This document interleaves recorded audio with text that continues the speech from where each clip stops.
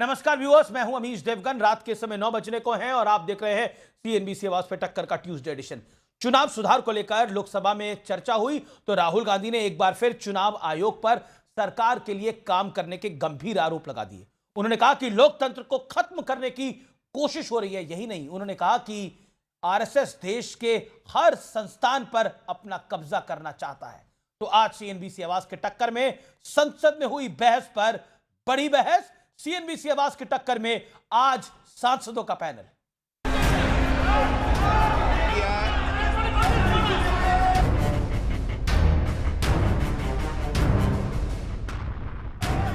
आज लोकसभा में उस मुद्दे पर चर्चा शुरू हो गई है जिस पर विपक्ष ने कई महीनों से सियासी बवाल मचाया हुआ है। ये मुद्दा है चुनाव सुधार का, जिसमें एसआईआर भी शामिल है। Saying that institutions of India are captured, and I will come to the point, which is Election Commission is captured.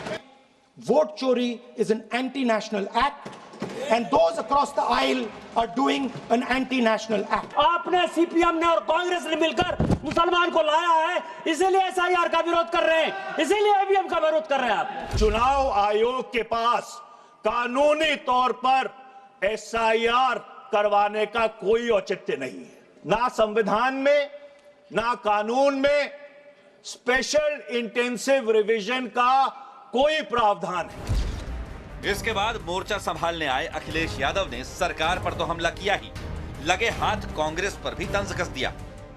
थोड़े दिनों बाद सुधार आया है कांग्रेस में। उन्होंने कहा, और अध्यक्ष महोदय मेरा भी सुझाव है कि इलेक्शन बैलेट पेपर से होना चाहिए, और मैं उम्मीद करता हूं कि इलेक्शन कमीशन भविष्य में फेयर काम करेगा। अरे आप ईवीएम के बजाय आप बूथ लूटने का उपाय चाहते हैं। बैलेट जो था वो बूथ लूटने का हथकंडा था, जिसको चुनाव आयोग ने हटा दिया गया, और ये एक सही निर्णय था। चुनाव सुधार नहीं हो रहा है, चुनाव उजाड़ हो रहा है। ये चुनाव उजाड़ का ही एक पार्ट एसआईआर है।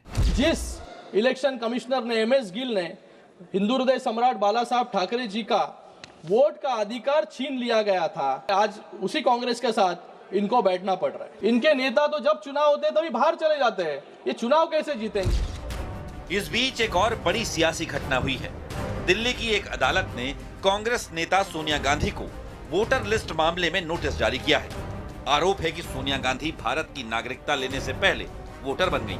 साल 1980 में कथित रूप से उनका नाम वोटर लिस्ट में शामिल हुआ था, जबकि उन्हें भारतीय नागरिकता आधिकारिक तौर पर 30 अप्रैल 1983 को मिली। कोर्ट ने इस मामले में दिल्ली पुलिस से भी जवाब मांगा है। कुछ डॉक्यूमेंट्स फोर्ज किए गए होंगे। नकली दस्तावेजों के आधार पर सोनिया जी भारत की नागरिक नहीं होने के बावजूद इलेक्टोरल रोल में उनका नाम आया था। बिल्कुल झूठ है, बिल्कुल झूठ है। उन्होंने वोट तब डाला जब वो सिटीजन बनी। पता नहीं क्यों उनके पीछे पड़े हुए हैं। वो बेचारी 80 साल की होने वाली है, इस उम्र में तो छोड़ देना चाहिए। तो आज इन तमाम मुद्दों पर होगी देश की सबसे बड़ी बहस। एसआईआर पर सियासी दांव पेच को समझाने वाला विश्लेषण। बिहार में एसआईआर पूरी तरह से सफल, कोई आपत्ति नहीं है। 12 राज्यों में इस समय एसआईआर जारी है। सुप्रीम कोर्ट में कई बार विपक्ष ने मुंह की खाई है, और ईवीएम और वीवीपैट बिहार चुनाव में 100% मैच, एक भी मिसमैच नहीं है। सुप्रीम कोर्ट ने कई फैसलों में ईवीएम को पूरी तरह से सुरक्षित और बेहतर माना है। अब राहुल गांधी ने संसद से सड़क तक चुनावी गड़बड़ी का आरोप लगाया, लेकिन एफिडेविट, जिसे हिंदी में हलफनामा कहते हैं, वो नहीं दिया श्रीमान राहुल गांधी ने। अब एक और इंटरेस्टिंग अपडेट है। CC Gyanesh Kumar international institute for democracy and electoral assistance के अध्यक्ष बने हैं। इस फोरम में 35 देश है जो लोकतंत्र की मजबूती के लिए काम करते हैं, और ज्ञानेश कुमार वहां पहुंचे हैं और उसकी अध्यक्षता कर रहे हैं। यानी दुनिया मानती है भारत का इलेक्शन प्रोसेस बहुत मजबूत है। क्या विपक्ष चुनाव में मेहनत करने की बजाय आरोपों के पीछे छुप जा रहा है? आज का यह बड़ा प्रश्न है। और मेरे साथ बात करने के लिए आर पार में आज सांसदों का पैनल है। Member of parliament Rajya Sabha doctor Sudhanshu Trivedi मेरे साथ हैं। मेरे साथ विपक्ष की ओर से महुआ मांझी सांसद जेएमएम है प्रियंका चतुर्वेदी मेरे साथ जुड़ेंगी, मेंबर ऑफ पार्लियामेंट। मेरे साथ इस चर्चा के अंदर अरुण भारतीय सांसद लोजपा रामविलास पासवान के, उनका अभिनंदन है। मेरे साथ चरण सिंह सापरा वरिष्ठ नेता है, मुंबई कांग्रेस प्रेसिडेंट रह चुके हैं, उनका अभिनंदन है। फराज किदवई है समाजवादी पार्टी के, उनका अभिनंदन है। And senior journalist Satish K Singh है, आपका अभिनंदन है। मैं सबसे पहले शुरुआत करता हूं चरण सिंह सापरा आपसे। बड़े सारे आपने आरोप लगाए, लेकिन इसी बीच बड़ी डेवलपमेंट है, बड़ी खबर है। राहुल गांधी ने सदन के भीतर कुछ बहुत बड़ा कर दिया है। बड़ी खबर आ गई है, राहुल गांधी ने मुख्य चुनाव आयोग को धमकी दे डाली है। सदन के अंदर सीईसी ने के ना समझने पर वो कानून, मौजूदा सरकार के कानून में आप मनमानी कर सकते हैं, ये कहा है। हम सत्ता में आकर कानून को बदल देंगे और तुम्हें ढूंढ के निकालेंगे। जब हम आएंगे तब आपको छोड़ेंगे नहीं। सीधे तौर पर सीईसी ज्ञानेश कुमार को धमकी दी गई है सदन के अंदर। बीजेपी कह रही है यह धमकी वाला अंदाज है। मैं रुक करता हूं भारतीय जनता पार्टी के मेंबर ऑफ पार्लियामेंट का। क्या आपको लगता है सदन में जो बात की गई वो धमकी कैसे? डॉक्टर सुधांशु त्रिवेदी, एनडीए ने भी इस पर आपत्ति जताई है। देखिए, राहुल गांधी जी ने जो आज जो स्पीच में एक वाक्य बोला कि लॉ चेंज कर देना चाहिए कि इलेक्शन कमीशन जो चाहे वो न कर सके, ये नहीं कि वो जो कुछ करता रहे। मतलब बहुत साफ कि उन्होंने चुनाव आयोग की स्वायत्तता के बारे में अपनी मंशा साफ कर दी कि वो सरकार का नौकर बन के रहे जैसे बाकी नौकरशाह रहते हैं, जैसे इनके दौरे हुकूमत में जैसे secretary government of India by an executive order appoint होता था, वैसे ही इलेक्शन कमीशन अपॉइंट होता था। तो इनके मन में यही भाव है। और मैं यह भी बात इसमें जिस टोन में उन्होंने बोला कि ये ना सोचें कि उनको प्रोटेक्शन है और वो चले जाएंगे और बच जाएंगे, हम आएंगे, तो मुझे लगता है ये ख्वाब उनको अपने दिल से निकाल देना चाहिए। और मैं एक थोड़ी अलग बात कहता हूं, चुनाव की बात छोड़िए, ये बताइए कांग्रेस पार्टी को आपने कितनी राजनीतिक गतिविधियां करते देखा है? हमारे सांसदों ने सब जगह सांसद खेल कूद प्रतिस्पर्धाएं आयोजित की और कुल मिलाकर देश भर में सभी सांसदों द्वारा आयोजित खेल कूद प्रतिस्पर्धा में 1 करोड़ युवाओं ने भागीदारी की है। कांग्रेस ने ऐसा कोई कार्यक्रम किया है? बताइए। सरदार पटेल जी की जयंती के संदर्भ में हमारी लगातार यात्राएं चल रही हैं। राहुल गांधी की निजी यात्रा को छोड़कर कोई यात्रा कांग्रेस पार्टी ने की है? बताइए। कांग्रेस पार्टी के कितने मंडलवार कार्यकर्ता सम्मेलन, कितने जिलेवार कार्यकर्ता सम्मेलन हुए? मोदी जी के जन्मदिन से गांधी जी की जन्मदिन तक हमने सेवा सप्ताह मनाया था। ऐसे कितने कार्यक्रम करते कांग्रेस को देखा है? मैं बताना चाहता हूं, सांसदों का एक दिन का शिविर लगा था, आप सबने वो वीडियो देखा होगा। प्रधानमंत्री जी पीछे जाके बैठे, उन्होंने कहा सब सांसद अपनी अपनी बात बोले। फिर ग्रुप्स बनाए गए कि उन ग्रुप्स में बैठकर अपनी अपनी विषय रखिए। ऐसा कोई कार्यक्रम होते देखा? बताइए ना भाई। आप कोई पॉलिटिकल एक्टिविटी होते हुए देख रहे हैं? नहीं। कोई पॉलिटिकल काम कर रहे हैं? नहीं। जनाधार बनाने का कोई कार्य कर रहे हैं? नहीं। कोई पन्ना प्रमुख, मंडल अध्यक्ष, बूथ लेवल एजेंट कुछ बनाए हैं? नहीं। अब मैं पूछना चाहता हूं, अभी भी सापरा साहब, अभी बिहार के चुनाव परिणाम आए 45 दिन नहीं हुए हैं।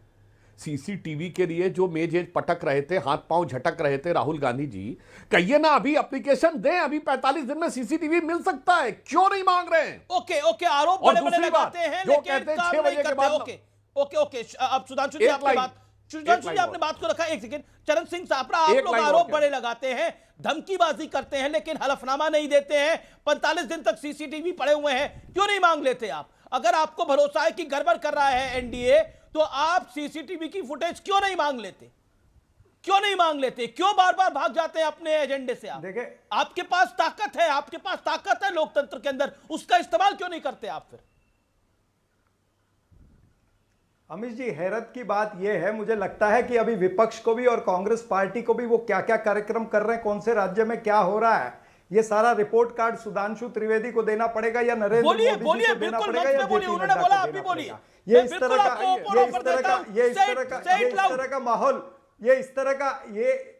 तरह का माहौल बनाना चाहते हैं आप। मुझे बोलने दीजिए, आपने उनको शांति से बोलने दिया, मेरे को टोकिए मत। देखिए, राहुल गांधी जी ने जो सवाल उठाए हैं वो पर्याप्त सवाल उठाए हैं और उन्होंने ठीक तरह से उसको सवालों को पूछा भी है। उन्होंने सीधा कहा कि जिस मात्रा में वोट चोरी चल रही है, जिस मात्रा में वोट रिगिंग चल रही है, इससे नजर आता है कि यह देशद्रोह हो रहा है, यह लोकतंत्र की हत्या हो रही है। उन्होंने खुलेआम 7-8 सवाल पूछे। उन्होंने यह पूछा कि जो चयन समिति थी निर्वाचन आयुक्त की, उसमें से सीजीआई को क्यों हटाया गया? क्या सीजीआई की निष्पक्षता पर कोई सवाल था प्रधानमंत्री के मन में? फिर उसके बाद में 2023 में यही प्रधानमंत्री जी ने और भारतीय जनता पार्टी ने इनको निर्वाचन आयुक्त को सुरक्षा कवच क्यों दिया? आपने पार्लियामेंट के अंदर संशोधन किया नियमों में और उनको ऐसा सुरक्षा कवच दे दिया, इम्यूनिटी दे दिया कि उनके ऊपर कोई उंगली नहीं उठा सके, उनके ऊपर कोई केस न कर सके। इस तरह की इम्यूनिटी देने का कारण क्या था? और उसके बाद में भी ये निर्वाचन आयोग जो है ये विपक्ष से डरता क्यों है? ये हमको मशीन रीडेबल डिजिटल लिस्ट क्यों नहीं देता है? ये हमको सीसीटीवी की फुटेज की जो इन्होंने मर्यादा जो है वो 45 दिन क्यों कर दी है? 45 दिन के बाद में ये सारे सबूत और सीसीटीवी 45 दिन अभी तो 45 दिन नहीं हुए, मांगिए अभी 45 दिन मांगिए, आप मांग क्यों नहीं रहे? अभी डिमांड करिए, अभी डिमांड करिए, हल्का मिलेगी आपको, नहीं मिलेगी मैं डिबेट करूंगा। I will ask question to Gyanesh Kumar, open challenge, open offer, make your point. मैं आ रहा हूं। देखिए अमित जी, पंजाब हरियाणा कोर्ट ने आदेश दिया था ना कि सीसीटीवी फुटेज दी जाए, फॉर्म 17C की डिटेल दी जाए। क्यों निर्वाचन आयुक्त ने 24 घंटे के अंदर इन्होंने सारे नियम बदल दिए और ये 45 दिन का नियम लेकर के आए? क्योंकि इनके मन के अंदर चोर है। क्या हमने एसआईआर के बाद में नहीं देखा कि कितनी गलतियां हैं एसआईआर के बाद में? वोटर लिस्ट के अंदर डुप्लीकेट 1,20,000 नाम जो है वो डुप्लीकेट है। आप पुरानी बातों को रिपीट कर रहे हैं, मैं नई बात पर आना चाहता हूं। कितने डुप्लीकेट एड्रेस के ऊपर वोटर रजिस्टर हुए? क्या नहीं, देखिए धमकाकर काम हो जाएगा, धमकी देकर काम हो जाएगा। मेरे साथ एलजेपी की भी मेंबर ऑफ पार्लियामेंट है, मेरे साथ जेएमएम की मेंबर ऑफ पार्लियामेंट है, मैं उनकी बात भी करूंगा। सुधांशु त्रिवेदी, धमकी देने का वो कह रहे हैं कि आप कुल मिलाकर आप यूज कर रहे हैं इलेक्शन कमिश्नर को, बड़े सारे आरोप लगाए इलेक्शन कमिश्नर का इस्तेमाल हो रहा है। Okay 30 second Sudhanshu Trivedi, make your point. Audio down Sudhanshu Trivedi, आप 40 सेकंड सुधांशु। देखिए सिर्फ टेक्निकल बात करें। पॉइंट नंबर 1, 45 दिन के समय की अवधि के अंदर है अभी कांग्रेस बिहार चुनाव के सीसीटीवी फुटेज मांग सकती है। पॉइंट नंबर 2, अभी बिहार में चुनाव संपन्न हुआ है, सबके पास मतदाता सूची है, एक बूथ के ऊपर 1000 से 1200 मतदाता होते हैं। अपने 2, 4, 5 कार्यकर्ताओं को लगा दीजिए पर बूथ, सब चेक वेक कर लिया है ना? ऐसा तो नहीं बाद में कहेंगे कि साहब एक ही बूथ में 20 या 100 लोगों पे एक ही की फोटो थी, ये सारा चेक कर लीजिए। पॉइंट नंबर 3 जो है, कहते हैं 6 बजे के बाद मतदान होता रहा, लंबी लंबी लाइनें लगी रहीं। तो मैं चरण सिंह सापरा जी से कहना चाहता हूं, मतदान केंद्र के अंदर कोई वीडियोग्राफी फोटोग्राफी नहीं कर सकता है, सड़क पे सब कर सकते हैं। अगर आपकी लंबी लंबी लाइनें लगी रहीं तो उसकी कितनी फोटोएं आपके बूथ लेवल एजेंटों ने, आपके बस्ता लगाने वालों ने खींची हैं, वीडियो खींचे हैं, सोशल मीडिया में पोस्ट किए, कृपया दिखा दीजिए। अब बताइए साहब, अब कृपया बता दीजिए। मैं उत्तर दे दूं? हाँ बिल्कुल, 40 सेकंड बोलिए। देखिए अगर आप ये बातें करते हैं तो बताइए कि हमने जितने आरोप लगाए, वो चाहे हरियाणा के चुनाव में, चाहे महाराष्ट्र के चुनाव में, दिल्ली के चुनाव में, हमने जितने इलेक्शन कमीशन को पत्र लिखे, क्या एक का भी जवाब निर्वाचन आयोग ने दिया? निर्वाचन आयोग ने दिया है। फिर ये ब्राजील की लड़की की हरियाणा की वोटर लिस्ट के अंदर 22 बार फोटो कैसे आती, इस पर निर्वाचन आयुक्त ने जवाब दिया क्या? एक जो मिंता देवी थी, उसकी उम्र 124 साल की आ जाती है। कई सारे एड्रेस जो है, हर एक एड्रेस पर कहीं पर 200, कहीं पर 300, कहीं पर 500 लोग रजिस्टर है। क्या निर्वाचन आयोग ने उसका उत्तर दिया है? क्या निर्वाचन आयोग ने इसका उत्तर दिया कि एक महिला की फोटो 223 बार आ चुकी है? 223 बार एक महिला की फोटो आती है। निर्वाचन आयोग से सवाल नहीं पूछना चाहिए, आप नहीं पूछना चाहते हैं क्योंकि आप चरण Singh Sapra, with all due respect mister Sapra, 50 seconds done, you made your point. मेरा एक हम्बल सबमिशन है, बार बार आप इलेक्शन कमिश्नर को इतना कुछ बोल रहे हैं, आप कह रहे हैं इलेक्शन कमिश्नर को हम देख लेंगे। बेसिकली ये वो अंदाज है जिसके अंदर गली मोहल्ले में कहा जाता है, अगर तुमने हमारी तरफ आउट का इशारा नहीं दिया अंपायर को, तो दूसरा कहता है कि मैं तुम्हें देख लूंगा, हम तुम्हें घर से ढूंढ के निकालेंगे। उसी तरह की ये बात है। मैं एक और मेंबर ऑफ पार्लियामेंट है अरुण भारती, 1 सेकंड, एनडीए के हैं, LJP Ramvilas, hold on, Arun Bharti की बात जाता हूं। अरुण भारती, इस देश के अंदर, और मैं इस देश बिल्कुल स्पष्ट रूप से कहना चाहता हूं, कितने इलेक्शन कमिश्नर हुए हैं जो पॉलिटिकल पोस्ट पे गए हैं? मैं कईयों के नाम यहां गिना सकता हूं एक एक करके। कोई अडवाणी जी के खिलाफ लड़ा, एमएस गिल मंत्री बने, और बोलिए तो किस किस के नाम लूं, नवीन चावला कैसे बने, ये बताने की किसी को आवश्यकता नहीं है, इस देश के अंदर हुआ। लेकिन आज इस देश की इलेक्शन प्रणाली के ऊपर, लोकतंत्र के ऊपर सबसे बड़ा कुठाराघात हो रहा है, ये कह के इस देश की इलेक्शन प्रणाली खराब है। बिहार का चुनाव आपने रिग किया, महाराष्ट्र का चुनाव आपने रिग किया, कोई तैयारी नहीं करेगा और चुनाव हार जाएगा, कोई घूमता रहेगा और चुनाव हार जाएगा। जिम्मेदारी इलेक्शन कमिश्नर की है।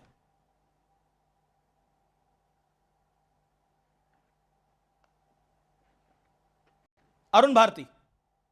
हेलो जी अरुण भारती जी, आवाज मिल रही है आपको? अमीश भाई, आप सॉरी, आवाज धीरे आ रही थी, सुनाई नहीं दिया। इसके साथ ही देखिए, आपने जो नाम गिनाया अमीश भाई, ये तो चुनाव आयुक्त हुए। इसके अलावा आप यूपीएससी में देख लीजिए, बटुक सिंह इनके कार्यकर्ता हुआ करते थे, कांग्रेस के कार्यकर्ता थे, लगभग 10 सालों तक यूपीएससी के चेयरमैन बने रहे। दरअसल राहुल गांधी जी को वर्क फ्रॉम होम करने की आदत है। वो एक जमीनी राजनेता नहीं है, वो एक वर्क फ्रॉम होम करने वाला राजनेता है और चाहते हैं कि चीजें सब उनके मन मुताबिक हो। देखिए, जनता के दिलों में उतरने के लिए आपको जमीन पर उतरना पड़ता है। राहुल गांधी जी 94 बार इल्जाम लगा चुके हैं ईवीएम पर, माफ कीजिएगा 94 बार नहीं, 94 टाइम्स लगा चुके हैं कि ईवीएम के कारण चुनाव हारते आए हैं। अब उनको मिला है नया बहाना एसआईआर का। ईवीएम, उसके बाद एसआईआर, और एसआईआर में भी जो भी वो आरोप लगा रहे हैं, उस किसी आरोप को वो साबित करने के लिए आगे नहीं आ रहे हैं। अब बिहार का ही देख लीजिए, एसआईआर का होने के बाद, रिजल्ट आने के बाद भी मैं आपको कुछ विधानसभा के नाम बताता हूं जहां पर जहां पर एसआईआर के बाद वोट कटे हैं, लेकिन वहां कांग्रेस के लोग जीते हैं। जैसे आप देख लीजिए वाल्मीकि नगर, जैसे आप देख लीजिए चनपटिया, वहां से कांग्रेस के लोग जीते हैं। ढाका, राजद के लोग जीते हैं।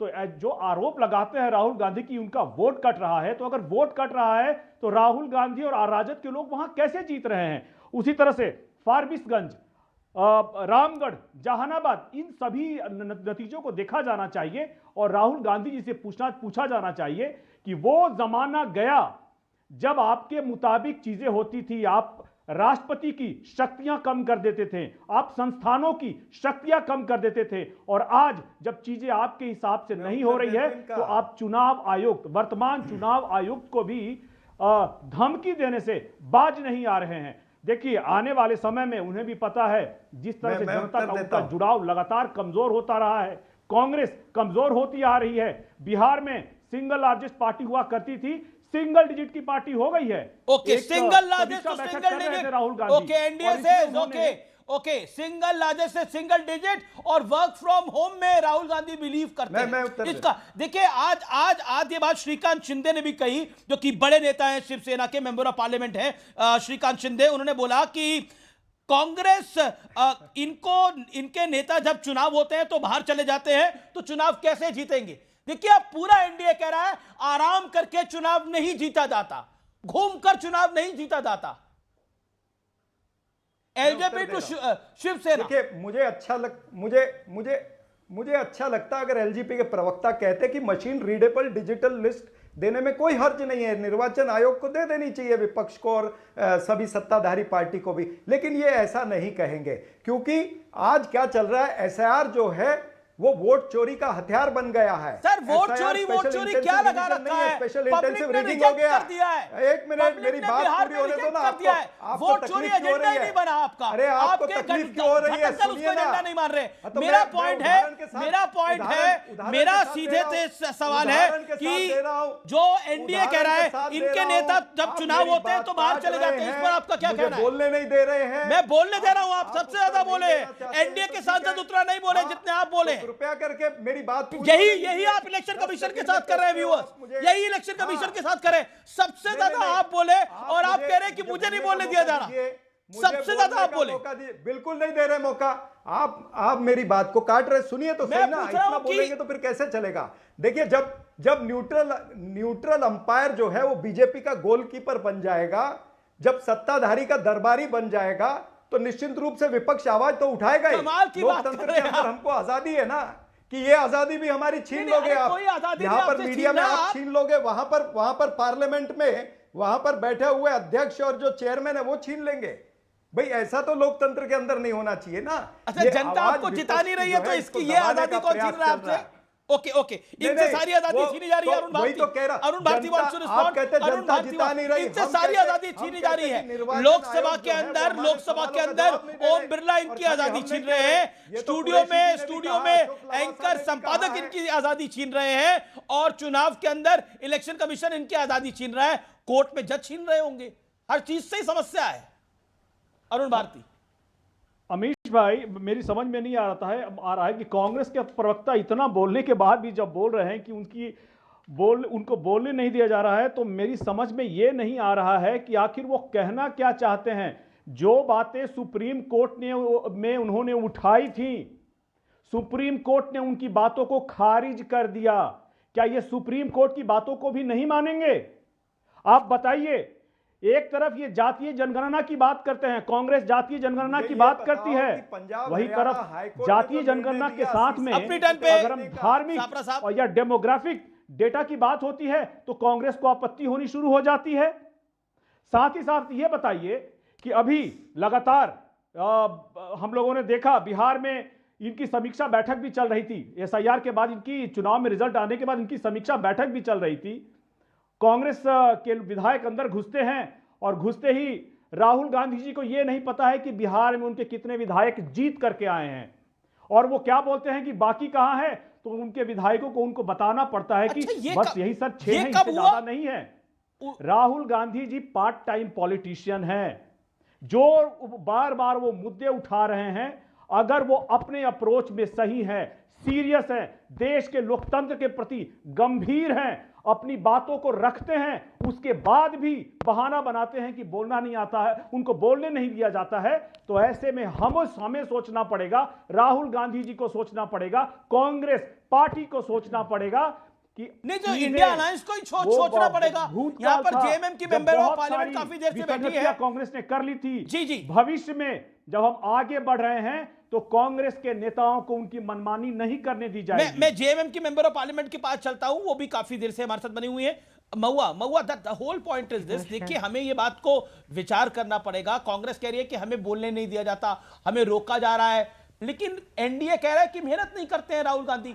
आप भी तो इंडिया घटक दल की हैं, आपकी सरकार तो बनी, झारखंड के अंदर आपको तो दिक्कत नहीं हुई, आपके साथ बाकायदा बिहार में गठबंधन नहीं हुआ।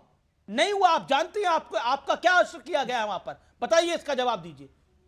जेएमएम के साथ गठबंधन हो पाया था? जब गठबंधन के तार ही ठीक से नहीं जुड़ेंगे तो कैसे जीता जाएगा चुनाव? और फिर रोना एसआईआर का, फिर रोना वोट चोरी का। देखिए झारखंड में हमारी सरकार बहुत अच्छे से चल रही है। झारखंड में कांग्रेस, आरजेडी और जेएमएम की सरकार है और बहुत ज़्यादा काम हो रहा है ग्राउंड लेवल पर। आपने देखा होगा कि मैया समान योजना से लेके इतनी तरह की योजनाएं हैं। बिल्कुल काम हो रहा होगा। मेरा पॉलिटिकल क्वेश्चन है इसका जवाब। दुनिया की सर्वश्रेष्ठ शिक्षण संस्थानों में यहाँ के मेधावी बच्चों को भेजा जा रहा है, तो शिक्षा में, एजुकेशन, इसके अलावा विमेन एम्पावरमेंट में, हर फील्ड में काम हो रहा है, इसलिए वहाँ कोई दिक्कत नहीं है। हाँ, बिहार में हमारे साथ बहुत न्याय नहीं हुआ है, वहाँ कई सीट हमें चाहिए थे और हमारी अच्छी खासी संख्या है, इसको लेकर थोड़ी नाराजगी है हमारे बीच, लेकिन उसकी वजह से झारखंड में कोई प्रभाव नहीं पड़ा है, क्योंकि तो झारखंड वही तो मेरा पॉइंट है मैडम। अलायंस ठीक से नहीं करेंगे, अलायंस ठीक से नहीं करेगी कांग्रेस पार्टी, अलायंस में प्रॉब्लम आएंगी। सीएम का पद ठीक टाइम पर नहीं ऑफर करेंगे, नहीं देंगे। महाराष्ट्र में भी यही दिक्कत हुई, बिहार में भी यही दिक्कत हुई, और फिर ठीक रहा एसआईआर पर फोड़ेंगे, इलेक्शन कमिश्नर पे फोड़ेंगे। तो क्या आपको लगता है ये जायज है? देखिए, एसआईआर का जो मामला है उसको लेकर सभी चिंतित है, हमारे स्टेट में भी लोग चिंतित है, क्योंकि अगर मान लीजिए घुसपैठ हुआ, अगर 10 साल तक तो केंद्र में अभी जो सरकार है वही सरकार थी, अगर घुसपैठ हो रहा था तो किसकी जिम्मेदारी थी? अगर उन्होंने अपनी जिम्मेदारी नहीं निभाई तो ये फिर अभी आप लोग ऐसे भी उनके नाम भी सार्वजनिक करने चाहिए ना, जो लोग घुसपैठ किए हैं।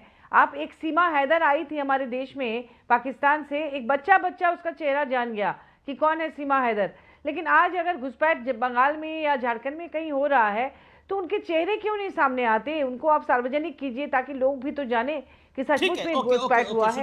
अब यहाँ के लोकल लोगों को भी अगर बाहरी कह दे तो ये तो गलत है ना। ये गलत है, उनके पास डॉक्यूमेंट्स नहीं होते, माइग्रेशन के शिकार जो व्यक्ति होते हैं वो डॉक्यूमेंट संभाल के नहीं रख सकते हैं, भटकते हैं तो उनके डॉक्यूमेंट्स भुला जाते हैं। जी, मैं एक सेकंड, बड़ी खबर है, प्रियंका गांधी वाड्रा ने बोला है सोनिया गांधी को बेवजह परेशान कर रही है भारतीय जनता पार्टी। सोनिया जी 80 साल की होने वाली हैं, उनको बेवजह परेशान किया जा रहा है, इस उम्र में तो उनको छोड़ देना चाहिए। ओके, सुधांशु त्रिवेदी आपका जवाब। देखिए, महुआ जी को मैं एक और बात याद दिला दूं, प्रियंका गांधी वाड्रा की बात का जवाब सुधांशु जी। उनकी बात का भी जवाब दे देता हूं। बिल्कुल जो उन्होंने कहने का प्रयास किया है, बिल्कुल उन्होंने बहुत अच्छी चीज याद दिला दी है। सोनिया गांधी जी कांग्रेस की सर्वोच्च नेता हैं, वो 80 साल की हैं। मल्लिकार्जुन खड़गे जी 85 वर्ष के हैं। उसके बावजूद कांग्रेस का नेतृत्व युवा है। राहुल गांधी जी 55 वर्ष के हैं, पर वो युवा हैं। अगर वो नॉर्मल जीवन में होते तो 5 साल बाद सीनियर सिटीजन हो जाते। और प्रियंका गांधी जी भी शायद 53 वर्ष की हैं और वो भी युवा नेता हैं। तो कांग्रेस की जो आयु की परिभाषाएं हैं वो अलग हैं। जहां तक सोनिया गांधी जी के प्रति सम्मान की बात है, तो मैं ये भी बताना चाहता हूं, सोनिया गांधी जी ने विपक्ष के नेता रहते हुए कितनी बार विदेश में जाके भारत के बारे में अनशट बोला, बताइए? कभी नहीं बोला। मनमोहन सिंह ने कितनी बार बोला? नहीं बोला। अधीर रंजन चौधरी जी ने बोला? नहीं बोला। कांग्रेस के नेताओं का पूछिए। नरसिम्हा राव सरकार में अटल जी थे नेता प्रतिपक्ष, उल्टा जाकर समर्थन किया जिनेवा में नरसिम्हा राव सरकार को। इकलौते एकमेव अद्वितीय नेता प्रतिपक्ष राहुल गांधी जी हैं, जो एक तो हर सेशन के बाद फट से वेकेशन पर चले जाते हैं विदेश। हर सेशन के बाद एक वेकेशन, और वहां जाकर वेकेशन होती है या कौन सी गुप्त मीटिंगें होती हैं, अचानक वो भारत विरोधी सारे तत्वों के साथ मिलके कुछ ना कुछ भारत विरोधी बातें करते हैं। और अभी जो आपके मुंह आप राहुल गांधी की छुट्टी को लेकर इतने चिंतित क्यों हो जाते हैं? आप पूरा आपका गठबंधन नहीं, अभी अरुण भारती ने भी बोला वो पार्ट टाइम पॉलिटिशियन है। समझिए, नहीं, मैं जो बात कहना चाह रहा हूं, आपने कहा वो गली मोहल्ले के लोगों जैसी धमकी की भाषा है। गली मोहल्ले का मामला नहीं है हमें जी, ये अंतरराष्ट्रीय मामला है। ये अंतरराष्ट्रीय मामला है। अगर जॉर्ज सोरेस ने कहा कि मैंने $1 बिलियन रखे हैं भारत से मोदी की सरकार हटाने के लिए, तो वो कहीं ना कहीं तो कुछ ना कुछ तो हो रहा ही होगा जाके। मैं फिर कह रहा हूं, राहुल गांधी जी मलेशिया गए थे, मलेशिया में लंकाविये में प्रकट हुए थे। लंकावी क्यों गए थे? अच्छी जगह है, बड़ा अच्छा टूरिस्ट प्लेस है। तो या तो वो टूरिज्म करने गए थे तो वेकेशन हो गई, अन्यथा लंकावी में एक भारतीय नागरिक भी रहता है जो भारत से निष्कासित है, वो शांति का मसीहा जाकिर नायक। अब ये महज संयोग था कि जहां जाकिर नायक है वहीं पर राहुल गांधी जी को छुट्टियों का सुकून नजर आया। फिर खैर वो कोलंबिया चले गए। खैर छोड़िए उस बात को। अभी मैं ये कहना चाहता हूं, महुआ जी से एक बात कहना चाहता हूं। बिहार विधानसभा चुनाव हुआ और इनके एक मंत्री ने, जेएमएम के मंत्री का ऑन रिकॉर्ड दिया गया बयान है कि बिहार में हमारे गठबंधन के साथ जो धूर्तता की गई है, धूर्तता वर्ड है, अब हम अलग लड़ेंगे। तो साहब झारखंड मुक्ति मोर्चा कह रहा है कि धूर्तता की गई। और मैं एक डाटा बताना चाहता हूं चरण सिंह चापरा जी को। जो लोग कहते हैं ना कि साहब हमारा वोट चोरी हो गया, वोट चोरी हो गया, तो मैं बताना चाहता हूं वोट था कितना जो चोरी हो गया। बिहार के पिछले 35 साल के मैं चुनाव का डाटा आपको बताता हूं। 1990 का बिहार विधानसभा चुनाव, कांग्रेस को 24% वोट मिला, 71 सीटें केवल जीती, 103 पे जमानत जब्त हुई। 1995 केवल 29 सीटें जीती, घट के वोट 16% रह गया, 167 पे जमानत जब्त हुई। सन 2000 में केवल 23 सीटें जीती, वोट परसेंटेज घट के 11 पे आ गया, 231 पे जमानत जब्त हुई। सर पूरी बात सुन लीजिए। 2010 में 4 सीटें जीती, 8% पे वोट आ गया, 216 पे जमानत जब्त हुई। 2015 में लड़े ही बहुत कम, केवल 41 सीटें लड़े, वोट परसेंटेज 6.6, सीटें आई 27। 2020 में केवल 70 लड़े और 9 पॉइंट कुछ वोट के साथ। जी भैया ये बताओ 1990 से यहां तक ये वोट कहां जा रहा था? अरे वोट था क्या जो चोरी हो गया? मतलब एक लाइन में कहूं, फटक चंद गिरधारी, ना लुटिया ना थारी, फिर भी लुट गई जागीर हमारी। वाह जी बड़ा गजब है भाई। था क्या आपके पास? आपके पास था क्या जो लुट गया? आपके पास था क्या जो लुट गया? और जो बचा भी था वो जेएमएम कह रही थी कि आप चोरी हुआ कर रहे हैं। मैं आऊंगा आपके पास। ओके, सतीश के सिंह, जो कांग्रेस के पास था क्या बिहार के अंदर जो लुट गया? लेकिन जो बात आज श्रीकांत शिंदे ने बोली है वो बात इंपॉर्टेंट है। जो बात यहां Arun Bharti member of parliament ने बोली है वो बात इंपॉर्टेंट है। उनके नेता जब चुनाव होता है तब बाहर चले जाते हैं, तो चुनाव जीतेंगे कैसे? पार्ट टाइम पॉलिटिशियन है, वर्क फ्रॉम होम करते हैं। That's a basic question, answer it. Satish K Singh, you are a fine journalist, make your point. देखिए ऐसा है, मैं आपकी उम्र नहीं पूछ रहा आपसे। मेरी उम्र आप पूछिए, पहले प्रधानमंत्री जी के पूछिए, तब पूछिएगा। नहीं पता है सबको 75 है, पूछनी क्या है? अच्छा तो ठीक है। नहीं आप अपनी बताई दीजिए जब आपने बोला ही है। मेरा तो आप राहुल गांधी से युवा है? नहीं, वो हमसे छोटे हैं। आप उनसे कितने साल बड़े हैं? हम उनसे छोड़िए नहीं, बता दीजिए, इसमें क्या अर्ज है? हम उनसे 5 साल बड़े हैं। 5 साल बड़े हैं, मतलब आप 60 के हैं, वो 55 में जा रहे हैं। बस छोड़िए, आज का मुद्दा बड़ा गंभीर है कि विपक्ष के नेता ने लोकसभा में जो सत्ताधारी पार्टी है और चुनाव आयोग को लेकर गंभीर सवाल उठाए, यहां तक कि एंटी नेशनल शब्द का उपयोग किया है। अब दुरुपयोग है जो भी है, आज तक तो भारतीय जनता पार्टी इनको एंटी नेशनल कहती थी, राहुल गांधी को, लेकिन जो 4 चीजें उन्होंने कही है, अरे आज के डेट में ऐसा है कि चुनाव आयोग कुछ अच्छा भी काम कर रहा होगा ना, भारतीय जनता पार्टी ने ऐसा एक तरह का बना दिया स्थिति को कि आज विश्वसनीयता पर बहुत खतरा पैदा हो गया है। बात सही है कि दिसंबर 23 में क्यों बदला गया, मतलब क्या कहते हैं वो कानून क्यों बदला गया कि भाई चुनाव आयोग पर कुछ नहीं होगा, चुनाव आयोग पे फिर क्यों है 45 दिन का ये लिमिट, जो कोर्ट से आदेश आया उसके बाद ऐसा हुआ, जो नियुक्ति प्रक्रिया है वो ऐसा है। तो ये तो आज कह रहे हैं, तो इसका जवाब देना चाहिए ना। बाकी बिहार में क्या हुआ, बिहार में तो ये भी हुआ, आपका सतीश जी एक मिनट सुन लीजिए आप, बिहार में तो ये भी हुआ ना, अरुण भारती जी से पूछिए ना कि जिस समय लाइन में वोट में लगने लगे लोग, उस समय भी 10-10 हजार आए। ये भी कोई वोट कराने का तरीका है क्या? अच्छा एक बात ये नहीं है तरीका। तमाम कमियों के बावजूद कांग्रेस पार्टी, तमाम कमियां हैं, बढ़िया बता रहे थे सुधांशु जी की ऐसे ऐसे सीट घटता गया, अब तो ये स्थिति आ जाएगी ना। तो ऐसे में तो जब विश्वसनीयता, आप जवाब दे दीजिए और 400 सीट ले आइए, विश्वसनीयता से लाइए। अच्छा ठीक है, अरुण भारती आपसे सवाल पूछा गया है, जवाब 10-10 हजार। आप बार बार इलेक्शन कमिश्नर्स की बात कर रहे हैं, तो मुझे एक बात बताएंगे कि पूर्व सीईसी वीएस रमा देवी को रिटायरमेंट के बाद गवर्नर बनाया था या नहीं बनाया? बनाया था। अच्छा, पूर्व सीईसी रमा देवी को गवर्नर बनाया। आप ये मान रहे हैं कि आज जो हो रहा है सही हो रहा है? नहीं, मैं पूछ रहा हूं, अभी को बनाया है क्या? अभी कोई बनाया है क्या? एक एग्जाम्पल बताइए सतीश जी। मैं आपको पूछ रहा हूं, पहले आप आरोप लगा रहे हैं सतीश जी, तो जवाब देना पड़ेगा। आरोप नहीं लगा रहा हूं, आप आरोप लगा रहे हैं। आपने बोला कॉम्प्रोमाइज है इलेक्शन कमिश्नर। मैंने ये नहीं कहा। क्वेश्चन मार्क खड़ा करा आपने। के नेता ने कई सबूत दिए, ऐसा क्या सबूत दिया? क्या सबूत दिया? लोकसभा में दावा किया इस राइट। आप बताइए ना, आपको अगर आप जर्नलिस्ट है बताइए ना। जर्नलिस्ट नहीं, ब्राजीलियन महिला के बारे में कुछ पता है? नहीं, एक सेकंड, चुनाव आयोग ने बताया आपको? सवाल पूछ रहा हूं सतीश कैसे। नहीं, आप बताइए, देना पड़ेगा ना। मैं तो ब्राजीलियन महिला के बारे में आपको जरूर जवाब दूंगा और दिलवाऊंगा, लेकिन मैं बताता हूं इस देश के अंदर कैसे लोकतंत्र के अंदर होता था, वो इस देश को जानना चाहिए। रमा देवी की बात सतीश जी ने यहां मानी। अब आपको मैं दूसरा एग्जांपल बताता हूं, टीएन सेशन बताता हूं। टीएन सेशन रिटायरमेंट के बाद चुनाव लड़े, एलके अडवाणी के खिलाफ अहमदाबाद से चुनाव लड़े। उसके बाद पूर्व सीईसी एमएस गिल रिटायर होकर कांग्रेस के मेंबर ऑफ पार्लियामेंट बने, और ये नहीं, कैबिनेट मिनिस्टर बने। और कुल मिलाकर सीधी बात यह है कि आज के दौर में अगर एक एग्जांपल आप बता दें, कोई बता दे, तो मैं आपको मानता हूं। बताइए, एक एग्जांपल नहीं है। ओके, अरुण भारती आपका जवाब सतीश के सिंह। अरुण भारती 30 सेकंड। अरुण भारती, सबसे पहले मैं ये बता दूं कि 40 सेकंड अरुण भारती। बिहार सरकार ने चुनाव आयोग से, क्योंकि ये लगातार अपने हर अलग अलग योजनाओं के माध्यम से गरीबों को पैसा दिया जाता रहा है, और इस बात के लिए चुनाव आयोग को बिहार सरकार ने पहले ही इस बात की जानकारी दे दी थी और उनसे परमिशन ले लिया था। जनता का पैसा अगर जनता के पास गया, किसी भी आरजेडी और कांग्रेस के नेता के घर में नहीं गया, उनकी जेब में नहीं गया, क्या यह दर्द है इनका?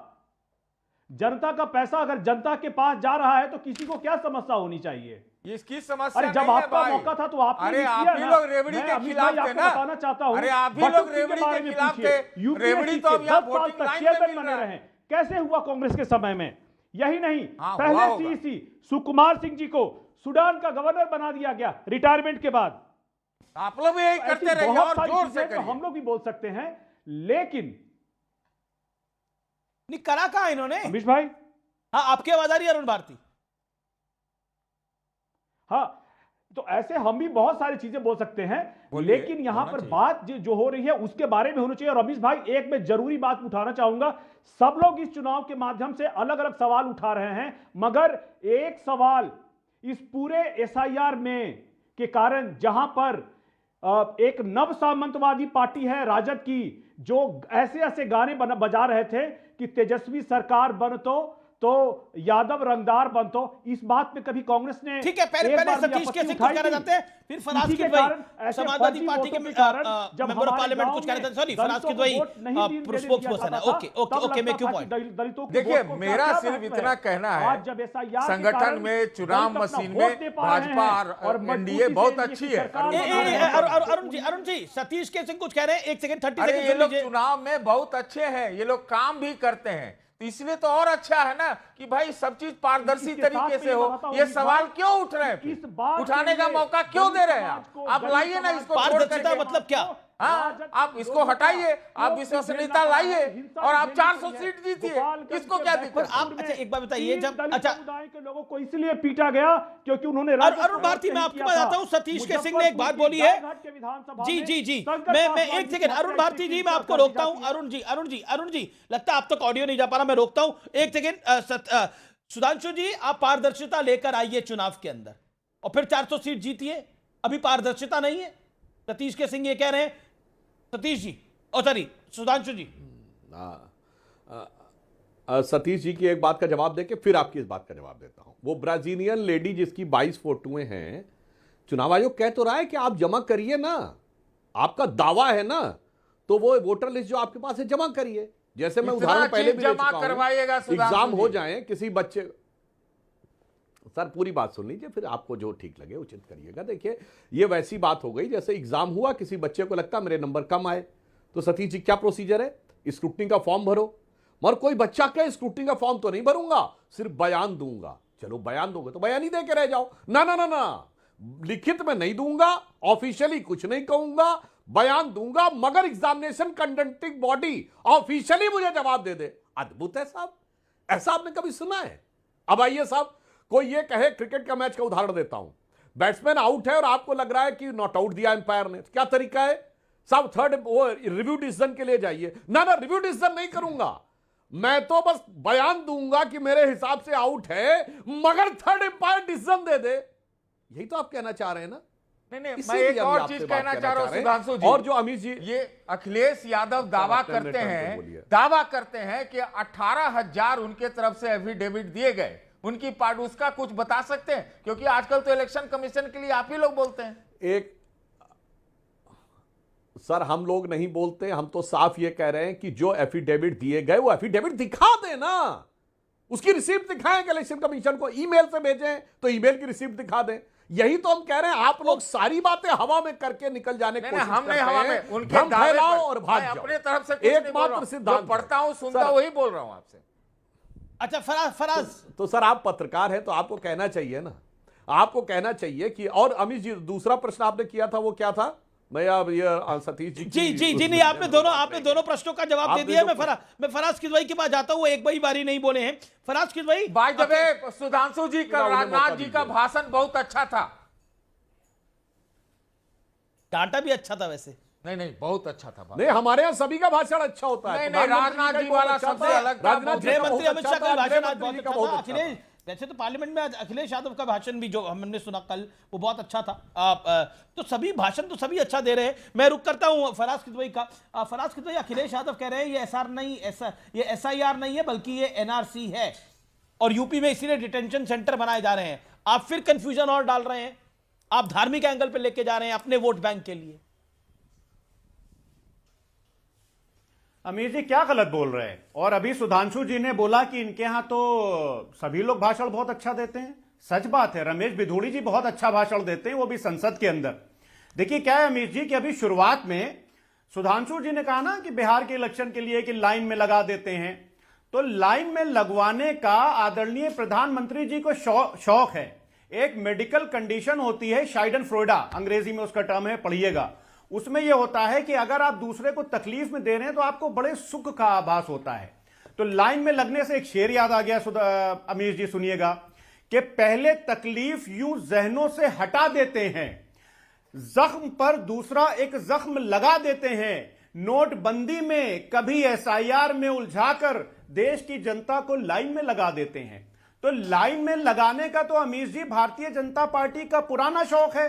अब आज साहब जैसे ही मैंने सुबह अखबार उठाया तो देखा कि भारतीय जनता पार्टी जो है अमीर जी वो देश में इलेक्टोरल रिफॉर्म्स लाने की बात कर रही है, लेकिन मुझे तो यह लगता है कि सुधांशु जी की पार्टी को पहले अपनी नीयत में रिफॉर्म लाने की जरूरत है। अगर इनकी नीयत और चाल और चरित्र में रिफॉर्म आ जाए तो फिर सब अपने आप ठीक हो जाएगा इस देश में अमीर जी। लेकिन मैं पूरी जिम्मेदारी से एक बात बोल रहा हूं। जी जी, लेकिन जी आप पे एक जो आरोप है, एक सेकंड, भारतीय जनता पार्टी से मेरा सवाल है। भारतीय जनता पार्टी पे एक आरोप है कि आप लोग, जो अखिलेश यादव कह रहे हैं, यूपी में डिटेंशन सेंटर बना रहे हैं, एनआरसी की तरफ आप बढ़ रहे हैं, एसआईआर उसकी साइड एक्टिविटी है। कोई कह रहा है वोट चोरी है, कोई कह रहा है एनआरसी है। हाँ, करवा क्यों रहे हैं? जवाब देता हूं। पहले फराज भाई ने जो कविता सुनाई ना, सबको लाइन में लगा देते हैं, वो हुआ था सितंबर 2016 और वो दर्द समझा जा सकता है। फरवरी 2017 में आप अपनी सबसे बुरी पराजय देखे थे, हम 325 सीट आए थे। तो आगे कह रहा हूं, लाइन में लगा देते हैं और लाइन वाले जाकर आपको सरकार से हटा देते हैं, हटा ही नहीं देते हैं, एकदम मिट्टी में मिला देते हैं, जैसा आपने आज तक कभी नहीं देखा था उस मुकाम तक पहुंचा देते हैं। खैर, अब हम इसके ऊपर आते हैं, डिटेंशन सेंटर। देखिए, एक बात ये बताइए, अगर कोई संदिग्ध एक्टिविटीज दिखाई पड़ रही हों और कोई व्यक्ति कोई कागजात न दे पा रहा हो, तो यदि डिटेंशन की बात हुई, इसमें घबराने की क्या बात है? फराज भाई, सतीश सिंह जी और बाकी सब लोग, अरुण जी और महुआ जी, सबने आल्हा का नाम जरूर सुना होगा। आल्हा गाया जाता ना, आल्हा उदल वाला। उसमें एक लाइन है कि बड़े लड़ैया महुबे वाले, जहकी मार सही ना जाए, और एक का मारे दुई मर जावे, तीसर खौफ खाए मर जाए। मुझे वही लग रहा है भाई। कार्रवाई कर रहा है चुनाव आयोग, डिटेंशन सेंटर में जा रहे हैं घुसपैठिए। ये खौफ जो है अखिलेश जी को क्यों हो रहा है, अब समझ में आ रहा है। एक का मारे दुई मर जावे, तीसर खौफ खाए मर जाए। अब खौफ से ममता बनर्जी जी खौफ जदा है, खौफ से अखिलेश जी है। मेरे भाई, कार्रवाई चुनाव आयोग प्रॉब्लम घुसपैठियों को हो रही है और दिल में दर्द आपके क्यों हो रहा है? अगर घुसपैठिए जाते हैं देश से बाहर तो अच्छा ही है, डिटेंशन सेंटर में घुसपैठिए जाएंगे, देश के नागरिक थोड़ी जाएंगे। राहुल गांधी ने मुख्य चुनाव आयुक्त को धमकी दी, बड़ी खबर। परास्कित भाई, घबरा आप क्यों रहे हैं? देखिए अमीर जी, मैं सुधांशु जी की बात से बिल्कुल सहमत हूं कि बड़ा खौफ का माहौल है इस देश में। किसानों के ऊपर जब जीप चढ़ा करके उनकी हत्या की जाती है तो किसानों के अंदर खौफ तो होता है, और जब किसान खेत में आत्महत्या कर लेता है तब भी किसानों को घुसपैठियों के खौफ की बात कर रहे हैं। जब एक सुनिए, अरे नहीं, ये पूरी ये हम बाकी भी खौफ बता रहे हैं जो इस देश में है। और एक 16 साल की बच्ची जब उस अपनी फीस नहीं जमा कर पाती है उत्तर प्रदेश में स्कूल में, और वो फांसी लगा करके आत्महत्या कर लेती है, तो उसमें भी खौफ होता है। देखिए क्या है कि इलेक्टोरल रिफॉर्म्स की जहां तक अमीर अब आप देखिए, आप अपने मुद्दे से कैसे भटक गए। आप अब इलेक्टोरल रिफॉर्म्स पे आ गए। अब बात, मैंने तो अखिलेश जी के पॉइंट से पॉइंट उठाया और बीजेपी से सवाल पूछा, उन्होंने जवाब दिया, आपने मुद्दे को बदल दिया। यही प्रॉब्लम है, आप एक मुद्दे पे टिकते नहीं है। कभी कहते थे ईवीएम खराब है, अब कहते हैं, अब कह रहे हैं एसआईआर में दिक्कत है, फिर कहते हैं वोट चोरी हो रही है, अब कह रहे हैं एनआरसी हो रहा है। हो क्या रहा है असल में? हो ये रहा है कि काम नहीं हो रहा है, हो ये रहा है कि मेहनत नहीं हो रही है, इसीलिए रिजल्ट नहीं आ रहा है। आपके लिए नहीं मैं कह रहा, आपके लिए नहीं कह रहा। आपने लोकसभा में मेहनत करी, आपको उसका रिजल्ट आता हुआ दिखा। बीजेपी की कम सीटें आई उत्तर प्रदेश के अंदर, लेकिन फिर बीजेपी ने पलट के मेहनत करी महाराष्ट्र में, जहां उसकी कम सीटें आई थी, बीजेपी की ज्यादा सीटें आई। जहां हरियाणा के अंदर बीजेपी को 50% सीटों का नुकसान हुआ था, डबल मेहनत करी बीजेपी को, वहां पर जीत हासिल हो गई। और दिल्ली के अंदर जहां केजरीवाल कहते थे इस जन्म में तो मोदी मुझे नहीं हरा सकता, वो केजरीवाल भी हार गए। बिहार के अंदर आपके पास मुद्दों का कंफ्यूजन था, अलायंस का कंफ्यूजन था, उसकी मार पड़ी। तो मेरा वही मामला है, ये जो डिबेट में हुआ, एक लाइन से आप भटकते रहते हैं, उस लाइन पर नहीं चलते, उसी का नुकसान है फराज़ भाई। ये देश की जनता, ये व्यूअर समझता है सब कुछ। मैं एक सेकंड, ये व्यूअर समझता है सब कुछ, ये व्यूअर समझता है। फराज़ भाई, make you point, 30 second make you point. मैं आपको टाइम देता हूं बात रखने का, 30 सेकंड बोलिए। मैं तो अमीर जी उस बात पे चर्चा कर रहा था जिसकी चर्चा आज सदन में हुई। तो अगर सदन में जो चर्चा हो रही है उस चर्चा को मैं आगे बढ़ा रहा हूं, तो मैं मुद्दे से बिल्कुल भी नहीं भटक रहा हूं। और अभी क्या हुआ कि आपने शुरुआती मैं आप ही की डिबेट के पॉइंट्स उठा रहा हूं। आपने अभी शुरुआत में क्या कहा कि दुनिया आज की तारीख में भारत के लोकतंत्र की तरफ देख रही है। शुरुआती आपने अपने उद्बोधन में यही बोला था। तो अब इस पॉइंट पर आप अमीश जी और सुधांशु जी दोनों जो है कायम रखिएगा, क्योंकि वीडम इंस्टीट्यूट क्या कह रहा है भारत की डेमोक्रेसी के बारे में, कहिए तो बता दूं मैं। इनकी डेमोक्रेसी रिपोर्ट 2024 की क्या बोलती है अमीश जी, कि India is one of the most autocratic country at this point in time. ये बोला था ना वीडम इंस्टीट्यूट ने। फ्रीडम हाउस ने क्या बोला भारत की डेमोक्रेसी के बारे में, कहिए तो मैं वो भी बता दूं।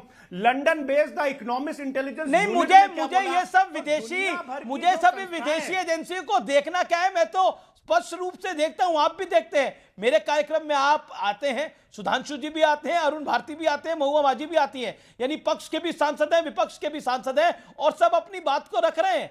मुझे भारत की डेमोक्रेसी के लिए किसी बाहर वाले से लेक्चर नहीं चाहिए। और मैं आपको बता दूं, इस देश को खतरा बाहर से नहीं है, अंदर से ज्यादा है।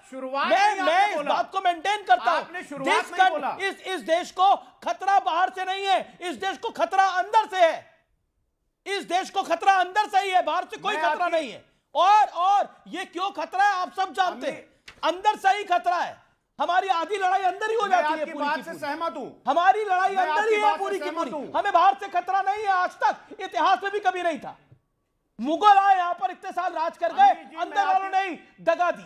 अंग्रेज आए यहां पर, राज करके गए 200 साल, अंदर वालों ने ही दगा दी। इसलिए मेरा निवेदन है, कम से कम आप लोग एक फ्रंट पर रहिए। कई मुद्दों पर आप रहते हैं, इस देश का विपक्ष भी रहता है, जो कि उसकी महानता है। ओके, मैं अरुण भारती का रुख करता हूं। अरुण भारती वेट कर रहे हैं। अरुण भारती, इस देश का लोकतंत्र तबाह हो चुका है, ऑपोजिशन का ये चार्ज है, योर स्टेटमेंट, आपका 40 सेकंड का जवाब। सर, देश का लोकतंत्र बिल्कुल ठीक है, वाइब्रेंट है, चल रहा है और आगे भी इसी मजबूती से चलेगा। राहुल गांधी जी की यह विश है, वो चाहते हैं कि इस देश का लोकतंत्र खराब हो, ताकि इस केओस में वो अपना एजेंडा जो चलाना चाहते हैं वो चला सके। देश का लोकतंत्र बिल्कुल ठीक है, देश का लोकतंत्र वाइब्रेंट है, और इसके जो मतदाता, चूंकि जब से मतदाता की शुद्धि हुई है एसआईआर के माध्यम से, गरीब, वंचित, दलित, पिछड़े सभी आकर के अपने मत का वैल्यू जान रहे हैं, उसका असल जान रहे हैं, उसकी हैसियत जान रहे हैं। अभी मैं आपको एक और बात बताता हूं। समय इतनी इजाजत दे रहा है, और भारती समय इतनी इजाजत दे रहा है। चरण सिंह साहब 10 सेकंड रिप्लाई, 20 सेकंड रिप्लाई। देखिए मुझे हैरत हो रही है कि किस तरह की बातें हो रही है, क्योंकि सरेआम नजर आता है कि चुनाव आयोग जो है वो चूना लगा रहा है। जब चुनाव आयोग चूना लगा रहा, फिर भी ये कहते हैं कि एफिडेविट देना चाहिए। मुझे बताएं कि निर्वाचन आयुक्त एफिडेविट देंगे, ये लिख करके देंगे कि जो चुनाव आयोग चूना लगा रहा है, लेकिन 99 सीट पे कांग्रेस आ रही है। अब वो चूना लगा था या नहीं लगा था मुझे नहीं पता। चूना कहां लग रहा है, चूना कहां नहीं लग रहा, ये आप जाने। आज का विचार, जिंदगी में रिस्क लेने से कभी मत डरो, या तो जीत मिलेगी, अगर हार भी गए तो सीख मिलेगी। तो फिलहाल सीएनबीसी आवाज के टक्कर के ट्यूसडे एडिशन में इतना ही। आपको मेरा नमस्कार, गुड नाइट।